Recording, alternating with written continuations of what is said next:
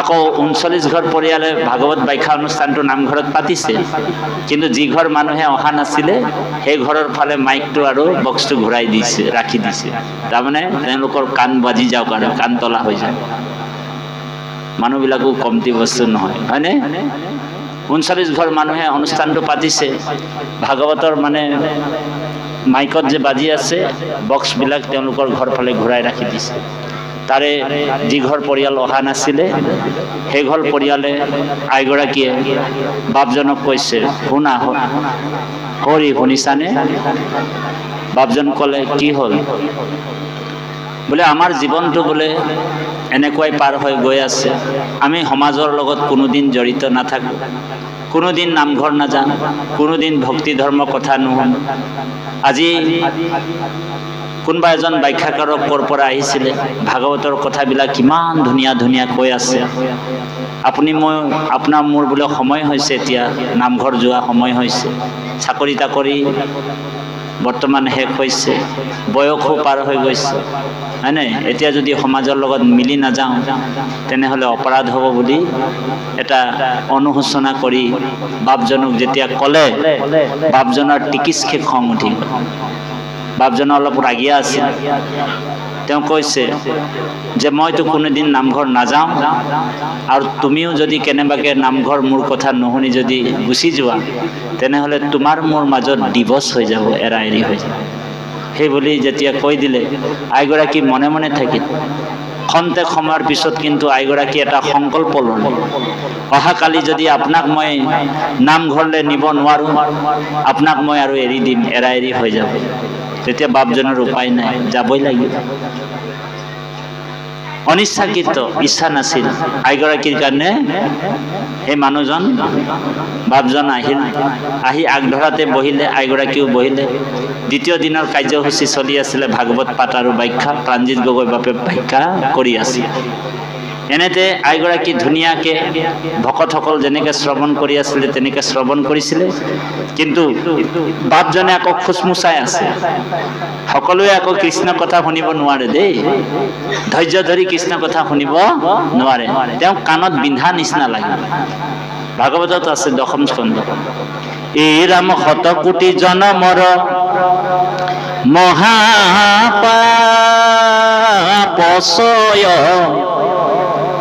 যিটো মনুষ্যৰ নিৰন্তৰে ভৈলা ক্ষয়। সিজন কৃষ্ণ কথা শুনিবা কপাৰে, পাপীৰ কাণত কথা শুচি হেন তাৰে। শতকোটি জনমৰ মহাপাপচয়, যিটো মনুষ্যৰ নিৰন্তৰে ভৈলাক্ষয়। সিজন কৃষ্ণ কথা শুনিবা কপাৰে, পাপীৰ কাণত কথা খুচি হেন তাৰে। পাপীয়ে কৃষ্ণ কথা শুনিব নোৱাৰে, তেওঁ খুচমুচ কৰিব আৰু লাহেকৈ উঠি গুচি যাব। বেছি সময় তেওঁ ভগৱানৰ কথা শুনিব নোৱাৰে, তেওঁ কাণত বিন্ধা দি বিন্ধিব। সকলোৱে ৰাম নাম কৃষ্ণ নাম ল'ব নোৱাৰে বা সমস্ত। এই ৰাম জন্মে জন্মে কৰি আছে পাপৰ পৰ্বত, আজুৰন্তে নাহে নাম তাহাৰ জিভাত। জন্মে জন্মে কৰি আছে পাপৰ পৰ্বত, আজুৰন্তে নাহে নাম তাহাৰ জিভাত। তেওঁ ৰাম নাম ক'ব নোৱাৰে, কৃষ্ণ নাম ক'ব নোৱাৰে। ৰাম নাম কৃষ্ণ নাম কোনে ক'ব পাৰে জানেনে? কোনে, কাৰ মুখত আহে? বোলে জন্মে জন্মে আৰাধিছে যিটো মহাহৰি, তাহাৰ জিভাত নাম আহে হৰ হৰি। তেওঁ ৰাম নাম কৃষ্ণ নাম ল'ব পাৰিব, তাৰ মুখৰ জিভাৰ পৰা হৰহৰাই ৰাম নাম কৃষ্ণ নাম আহিব। সেইকাৰণে এই জিভাখন হৈছে যশোদা। যশোদাই যেনেকৈ কৃষ্ণক দোলনাত দোলাই আছিল, হয়নে? শিশু অৱস্থাত যশোদাই কৃষ্ণক দোলাই থাকে। ভকতসকলেও সেই যশোদাৰ নিচিনা আপুনি মই ৰাম নাম কৃষ্ণ নামটো জিভাখনত দোলনাৰ নিচিনা দোলাই থাকিব লাগে। তেতিয়া এই হৃদয়খনক নন্দ বুলি কৈছে। তেতিয়া এই হৃদয়ত আনন্দটো আপুনি লাভ কৰিব পাৰিব। বুজি পাইছেনে? তাৰপিছত বাপজন আৰু আইগৰাকী আহিল, বাপজন খুচমুচাই আছে। তেতিয়া ব্যাখ্যাকাৰকৰ দৃষ্টিটো বাপজনলৈ পৰি গ'ল।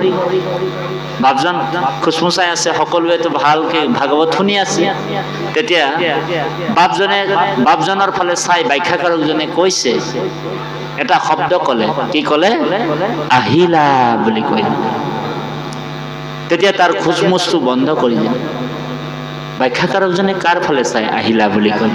ইফালে ইফালে চাইছে, মোৰ ফালে কৈছে। তেওঁ খুচমুচটো বন্ধ কৰি ভালকে তেওঁ বহি গ'ল। তেতিয়া ব্যাখ্যাকাৰকজনে আৰু এটা শব্দ ক'লে, বহিছা বুলি কয়। কি ক'লে? প্ৰথমে আহিলা, তাৰপিছত কি ক'লে? বহিছা। তেতিয়া বহিছা বুলি কৈ দিয়াৰ লগে লগে তাত টিকিচকে খং এটা উঠি গ'ল।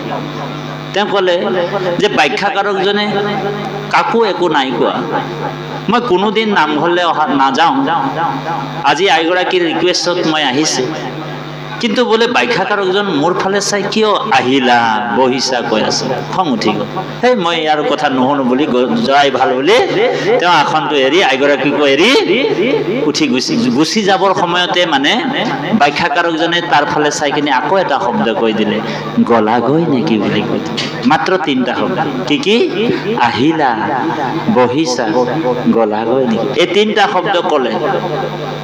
আইগৰাকীক তাতে এৰি থৈ তেওঁ খঙেৰে গৈ আছে। 3টা শব্দ আমৰাই আমৰাই গৈছে, ৰোমন্থন কৰি। ব্যাখ্যাকাৰকজনে কিয় ক'ব মোক আহিলা, বহিছা, গলাগৈ নেকি, আহিলা, বহিছা, গলাগৈ নেকি, এনেকুৱা ৰোমন্থন কৰি কৰি তেওঁ ঘৰ পাই গ'ল। আৰু আইগৰাকীক আজি ঘৰৰ ভিতৰত সোমাব দিয়া নহ'ব। গেটত 5 কেজি তলা বন্ধ কৰি দিলে। গেট বন্ধ, ঘৰ ভিতৰত সোমালে চিটখিনি মাৰি দিলে, হুক মাৰি দিলে, আৰু বিচনাত বাগৰি দিলে, গাৰু এটা মূৰৰ ফালে ল'লে। আৰু সেই যে ব্যাখ্যাকাৰকজনে 3টা শব্দ ক'লে, আহিলা, বহিছা, গলাগৈ নেকি, এই 3টা শব্দ তেওঁ ৰোমন্থন কৰি আছে। ৰোমন্থন কৰি থাকোঁতে মানে সেই গাঁওখনৰে মানে এজন গবাইত চোৰ আছিল। তেওঁ মানে দিনৰ দিনটো নিৰীক্ষণ কৰে, কাৰ ঘৰত কি আছে। কিছুমান গাঁৱত চোৰ থাকে, আপোনালোকৰ গাঁৱত নাই বাৰু, কিছুমান গাঁৱত চাব চোৰ থাকে। সেই চোৰটোৱে মানে দিনৰ দিনটো ভিজিটিং কৰে।